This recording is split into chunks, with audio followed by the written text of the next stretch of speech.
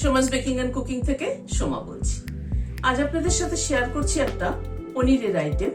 আলু, গাজর, কড়াইশুঁটি দিয়ে সম্পূর্ণ নিরামিষ ভাবে করা কিন্তু একটা পনিরের তরকারি।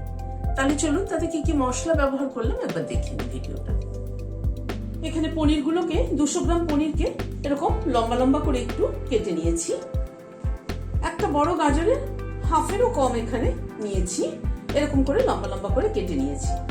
আলুটাকেও এখানে ছোট সাইজের দুটো আলু নিয়েছি, আলুটাকেও লম্বা করে কেটে নিয়েছি।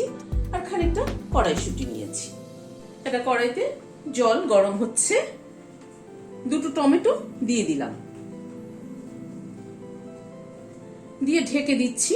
টমেটোটা একটুখানি বয়েল করে নিচ্ছি। মিনিট 5 মতো টমেটোটা বয়েল হলো।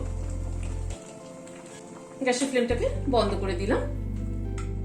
টমেটোটাকে তুলে নিচ্ছি একটা বাটিতে। খোসাটা ছাড়িয়ে নিয়ে মিক্সিতে দিয়ে পেস্ট করে নেব। টমেটোর খোসাটাকে ছাড়িয়ে নিয়েছি, এবার একটু কাঁটা চামচ দিয়ে ভেঙে দিচ্ছি।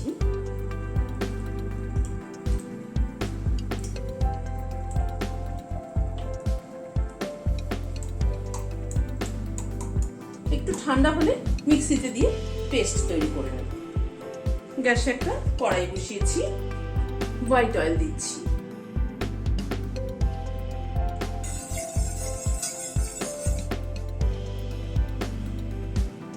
তেলটা গরম হয়ে এসছে, পনিরগুলোকে আগে একটু ভেজে নিচ্ছি।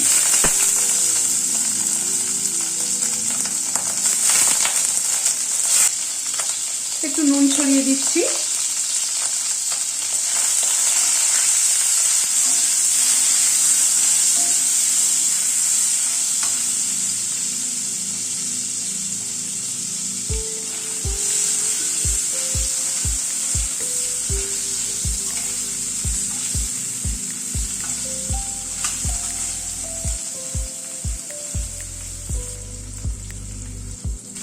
পনিরটাকে ভেজে তুলে নিচ্ছি।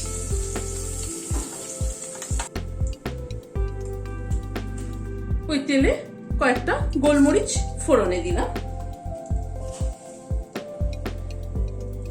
আর 1/4 চামচ মতো কালো জিরে দিলাম। গ্যাসের ফ্লেমটাকে একদম কমিয়ে ফোড়নটাকে একটু ক্র্যাক করিয়ে নেব।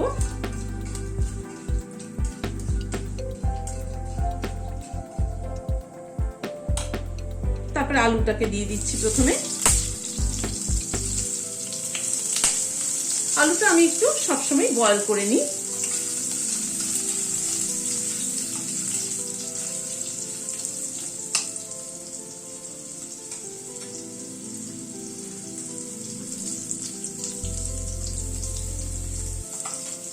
আলুটা একটু নাড়াচাড়া করে গাজরটাকে দিয়ে দিলাম।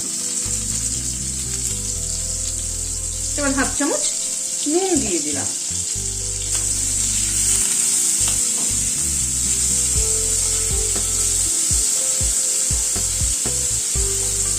নুন দিয়ে গ্যাসের ফ্লেমটাকে একটুখানি কমিয়ে ঢেকে দিচ্ছি। গাজরটা একটুখানি কুক হোক। মিনিট 2-3 মতো ঢাকা ছিল, ঢাকাটা খুলছি।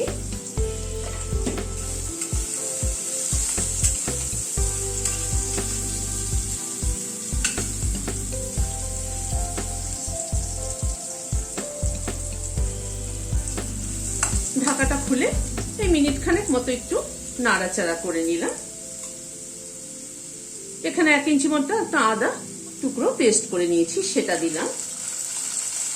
দুটো লাল কাঁচা লঙ্কা পেস্ট করে নিয়েছি, সেটা দিয়ে দিলাম। বাটিটা ধুয়ে একটু গরম জল অ্যাড করে দিচ্ছি।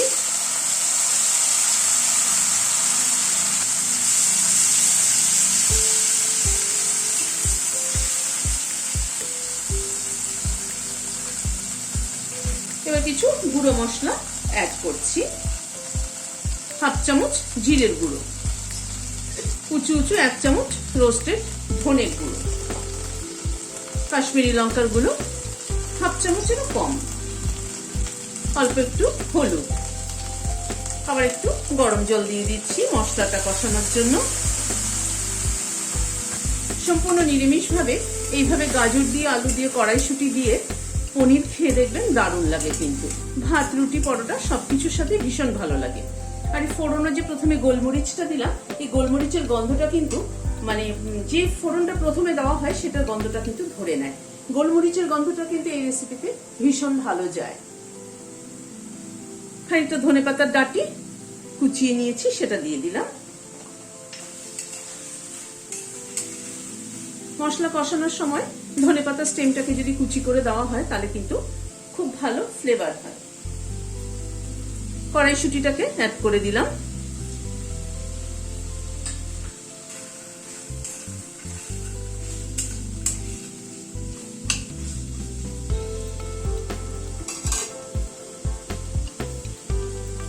ওয়ান 4 চামচ গরম মশলার গুঁড়ো দিয়ে দিলাম।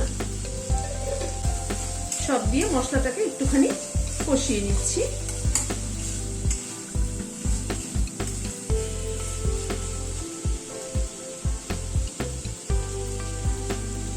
মশলাটাকে 1-2 মিনিট একটু নাড়াচাড়া করে নিলাম। এবার টমেটো সেদ্ধ করে যেটা পেস্ট করেছি সেটা দিয়ে দিলাম। টমেটোটাকে দিয়ে পুরো মশলাটাকে আবার একবার কষিয়ে নিচ্ছি। মশলা কিন্তু সবসময় গ্যাসের ফ্লেমকে মিডিয়ামে রেখে ধীরে ধীরে কষাতে হয়, তাহলেই কিন্তু টেস্ট হয়। গ্যাসের ফ্লেম হাই করে দিয়ে মশলা কষালে পরে সেই তরকারির কিন্তু টেস্ট হয় না।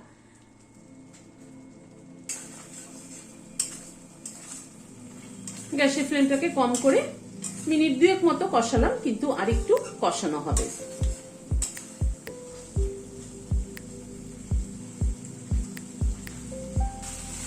আবারও প্রায় মিনিট 2 মতো কষিয়ে নিলাম।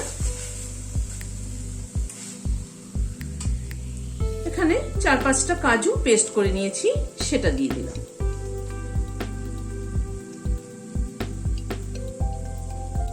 বাটিটা ধুয়ে একটু জল দিয়ে দিচ্ছি।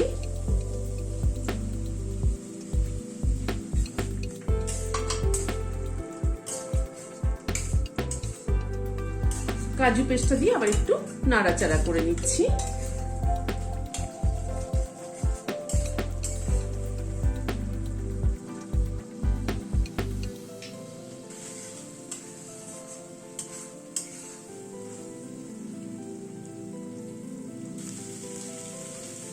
কাজু পেস্টটা দিয়ে মিনিট 2 মতো একটু কষিয়ে নিলাম। 1 চামচ ঘি দিয়ে দিলাম। 1/2 চামচ চিনি দিয়ে দিলাম।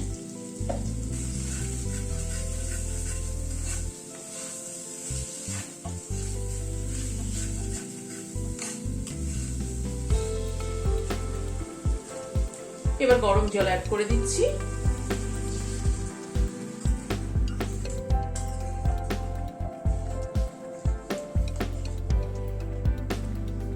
ঝোলটা ফুটে ওঠা অবধি অপেক্ষা করব।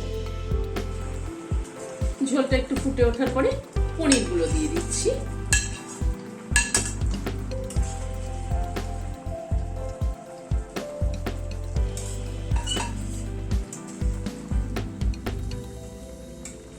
পনিরগুলো একটু ঝোলের সাথে ফুটে উঠুক। একবার একটু নুন মিষ্টিটা চেক করে নিচ্ছি। নুনটা আরেকটু লাগবে, নুন আরেকটু অ্যাড করে দিলাম।